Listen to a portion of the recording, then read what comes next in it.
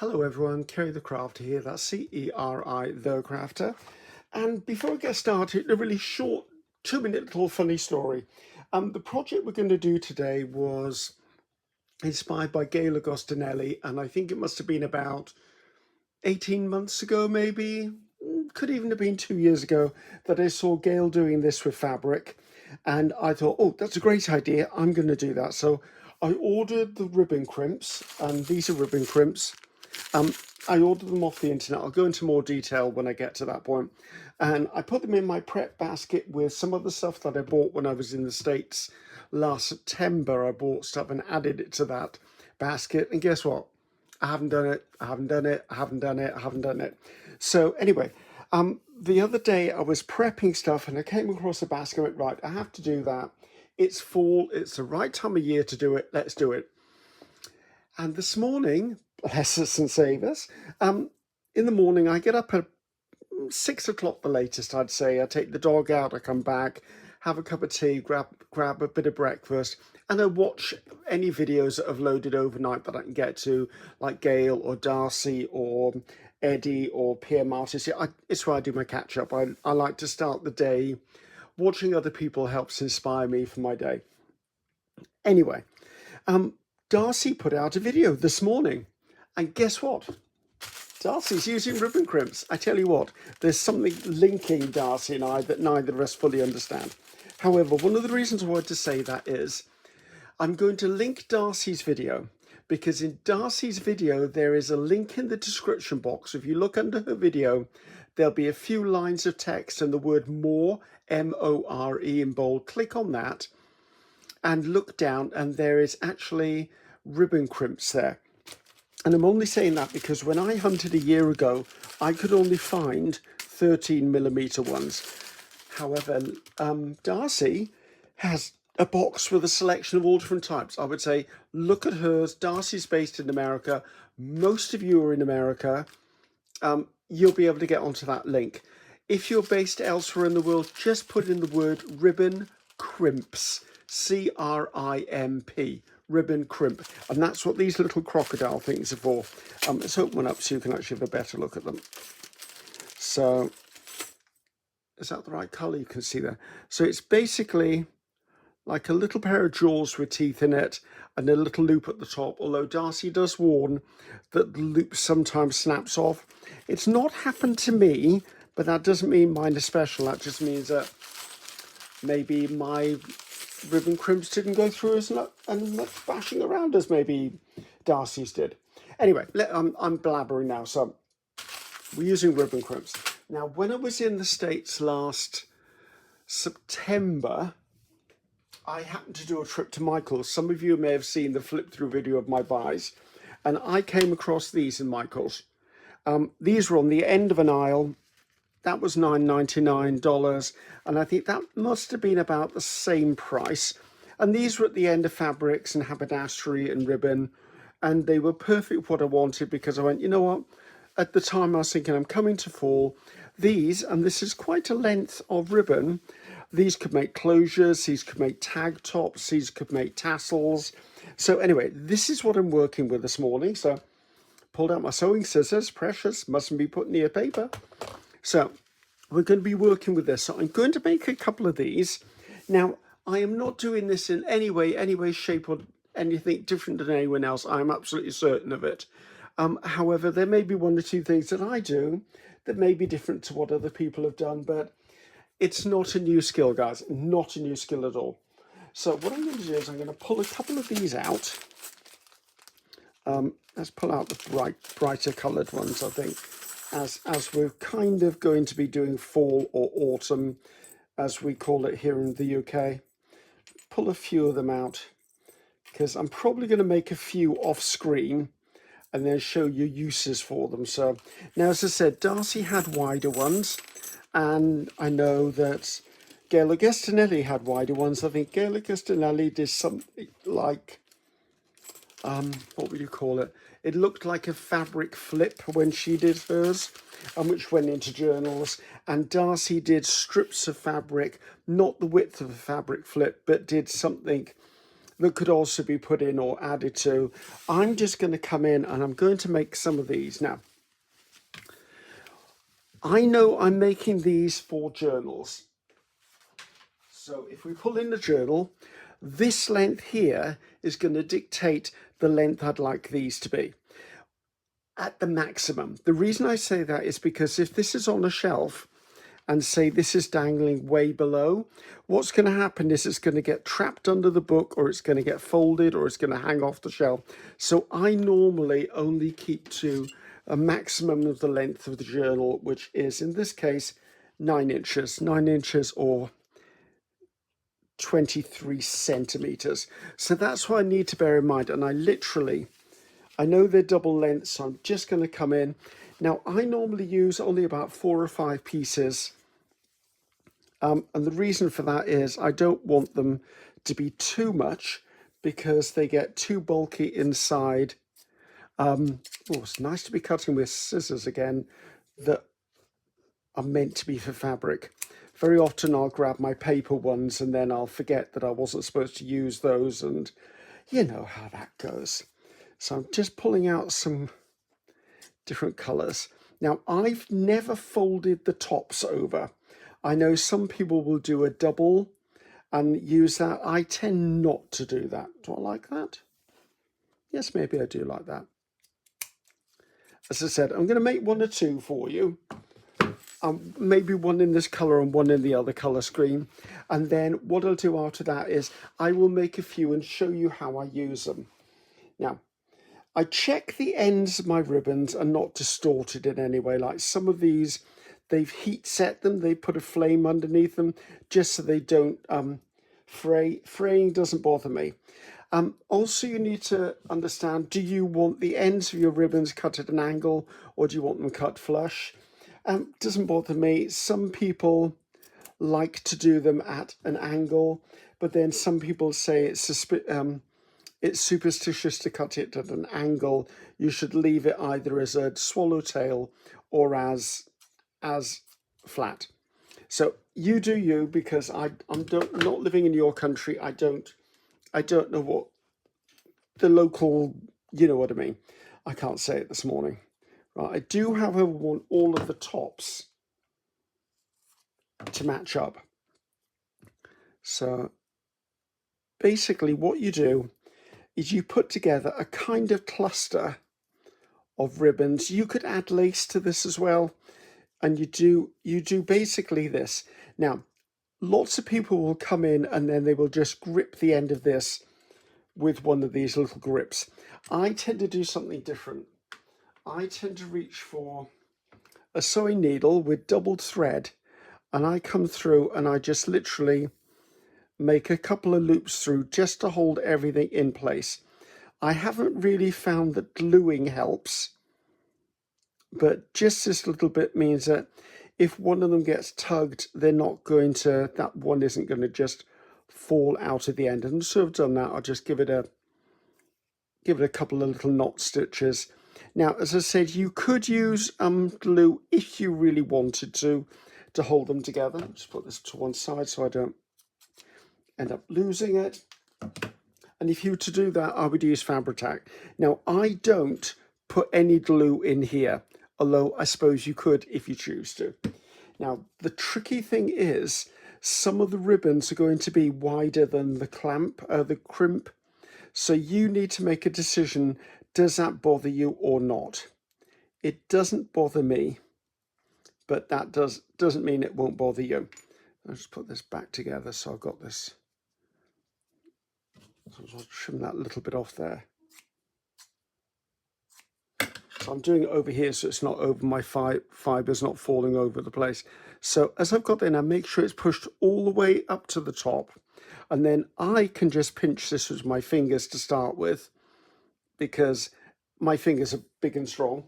But if not, grab yourself a pair of small jewellery pliers, flat nose pliers, pointed nose pliers, anything like that, and you can just finish off. If you've got any bits that are sticking out that you don't like, now is the time to come in and just give them a little bit of a haircut, preferably not over the top of your journal as I'm doing. But this will then give you the piece that will hang down the side of, let's move those over there, down the side of a journal. Now, how do you attach these? There are several ways of attaching them. You can put them through a jump link. This box is a combination of stuff I've gathered over the years. This is not available that I know to buy, but if you look at jewellery equipment, you will find jump rings, you will find things, I think these are called lobster claws. You can do that with a jump ring on them. There's lots of different ways of attaching them, and if you don't have access to those, if you look on the internet for bulb pins, bulb as in light bulb pins. I thought for the longest time they were called bull pins, B-U-L-L, but they're bulb pins. And the bulb pins are, come here, are these little beauties. So I'm going to use one of those. Now, I've got them in bronze, haven't I? That bronze is a bit dark. Got them in black, this silver better. Actually, no, I am staying with gold. I think I like the gold. So all you do then is just pop this through that little hook, little hole, sorry. And we're ready to pin them on. Now, I do know that Darcy actually put a jump link in here as well because hers weren't laying flat. I've not really had that issue, so I'm just going to leave them as is. Now, if this is a journal that doesn't have a hole at the top, I haven't put any hole in it, because this is quite a thin point, I can just push this straight through my cover into my finger by the looks of it, and I can just close this up. I would have got my fingers on it. Come on, you. Trouble is that I'm not looking through what I'm supposed to look through. So as you can see, that adds a little something to a journal. Now, there are other things you can do with these. I mean, that's pushing it through the cover, which is what I normally do not do. This is a finished journal. If I've got a journal I'm working on, I can put an eyelet through it, and then when I put this in, it'll hang better for me through the eyelet. Okay, so then I'm not damaging my cover. This is also where you could come in and you could put a jump link in as well. It's completely up to you. I like to turn them round so the bulb part is at the top. I don't know that's how they're supposed to, but there you go. So that would be a way that would finish that cover off. So I'm just going to do one more with you and add it to something else. And then I'm going to stop for a couple of seconds just while I make up some more. And then we can actually have a look at other versions of stuff. Right, I'm going to come in now. I'm going to choose some. I'm not going to bother with the 9-inch rule because what I'm doing this for, it won't matter whether it's a 9-inch rule. Let's use some of the stuff that I wouldn't normally use. That's quite interesting. That's a weird sort of rickrack. So things like this, a great way of using up all those spare bits of ribbon. As you said, I can't speak now. As I said, Darcy actually came in and she used pieces of fabric in hers. There's a piece of lace. Let's put a piece of lace in this as well. Right, this is something you need to be aware of. If something is going to fray, so just be a little cautious of that sort of scenario because it could fray on you, which is another reason I favour coming in with a needle and thread. Let's bring back my needle. I don't worry about the colour of my thread. Doesn't bother me. It is basically a piece of thread. So let's get all my ends together. Now, if that would bother you, you can come in and put a bit of glue on that one. And it's not because it needs gluing to anything else. It's just that it needs gluing so that it doesn't come unfrayed. Am I in shot? I am in shot, right. These make great little dangles for Christmas as well. So if you've got a Christmas journal starting up, this is a great way to use some of your pretty Christmas ribbons. And like this is like that. I call this eyelash trim, but I don't think it is eyelash trim in the truest sense of the word. Let's come in again. As I said, the sewing isn't necessary. It's just my anxiety tells me it's going to come unthreaded. So therefore, for me, I just like to put a few stitches through. It's not going to cost me anything weight-wise or bulk-wise. It will if I leave this knot in the ribbon, in the cotton though. I can't find the end of the needle. There you go. So as you can see, that just secures the end a little bit. As I said, I don't glue them into my crimp, but if you thought it was going to fray, you could put a little bit of Fabri-Tac on the end of here and it would seal them all together. A lot of these ribbons, however, are, I'll try to say, they can be melted with a lighter or a match or something. You could just run that and that would all shrivel together. I think that one piece is just a little bit long. That goes into my scrap box, could become part of a cluster in the future. So again, coming in, I'm going to use the darker one for this. Coming in, now just need to make sure it's fully pushed in. Give it a good pinch if you've got fingers to do that. If not, as I say, come in and just give it a little bit of encouragement with a small pair of pliers. Jewellery making tools are fabulous for this sort of thing. Trim off that little bit there. So that's another one done. Now, there are other things I like to do with this sort of stuff as well. And that is, I've got this, but if I wanted to make it even more ornate, I could take something like one of these, which is a dangle from something else, like that one might be nice for that. Yes, let's take it off there. Let's say right.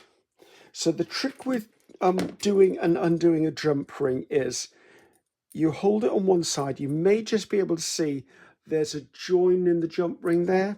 You hold it on one side, hold it on the other side, and you twist it to open it. You would if I could get hold of the thing. There you go. You twist it that way. Don't try and pull it apart. Let's take that out of there. And where's the front?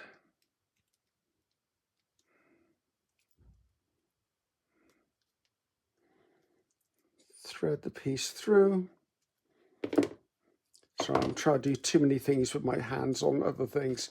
So again, holding one side, holding the other side, and you twist them back to close them again. Okay, just because the thing is you can't pull them apart because you'll never get them to match up again. And then here you end up with your dangle in the front of your ribbon, and then I would then put one of the bulb pins on that itself. So let's reach, we've got silver at the top there, let's grab a silver bulb pin. Or again, as I said, you could go in and actually just use what should I say, another jump ring. So there you go, and then I'll just pull in something. For example, here's a bookmark. So if I just come in now and I put that on there, that gives this bookmark something that can then flop over the back or the front of a journal. So say I've got, this is my journal and this is my bookmark. That makes a lovely addition to the cover of my journal, and it's still a bookmark that can be fully removed. And it just gives it a bit of fanciness. Right, bear with me guys, give me 2 seconds. Well, it's 2 seconds for you, probably about 10 minutes for me. I'm going to make up some more of these and show you alternate things that I've actually used them on. So, okay, so we've already done the bookmark one, and I've already got one down the side with the cover, so let's put that up there. Right, back in 2 seconds. So here we go, we've got the bookmark. It could just be a journal card that tucks into a pocket as well. We've got the one that I put on the edge of the spine of a journal. I didn't put any dangles with that one. Now, let's see what else did I do. Okay, you may remember I made paper clips over the page, paper clips before now. I'll try and put the video to these, but these look great on there. So if you can imagine, that would slip onto a page, and then this would actually be dangling on it as well. See, wonderful. That just gives them a little bit of movement. So I would probably put those towards the outer edge of my journal. So say I put it onto a page, I put it somewhere near the edge of the book, so I have these hang off the edge. That would give it something interesting to look at. And another one I do, so I've bought out a book page here now. The next one I would say, I would use something probably a little bit more substantial than coffee dyed paper, but for coffee dyed paper, it's just for the example. So I've got a whale tail here. This isn't from a whale tail punch. This is a whale tail die that I found on the internet a while ago. So all I did is I fold it over and glue it. I've left this open, put the little hanger through there so then I could actually come in and glue that onto my page. And then that could then hang on the outside of my journal like that. So there are just some ideas, guys, and I know you'll think of a heck of a lot more than I actually do. There is also this idea too. This is one of those mini bulldog clips. You could quite easily just clip that onto the edge and hang it on the side, put one of the bigger ones on there, and then that's another way of adding them as well. So just a lot of things from an idea that I know I saw someone else do a version of it. I saw Gail do it. I've seen Darcy do a version of it as well. So that was just a little make for today. If you're not familiar with what those are, they are called ribbon crimps. That's R-I-B-B-O-N,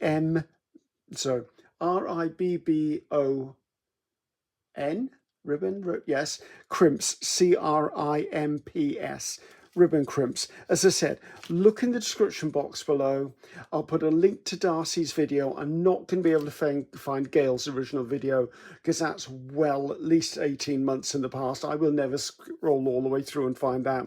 But Darcy's got a really good deal in her description box. She's got a link to, it's a plastic box bigger than this.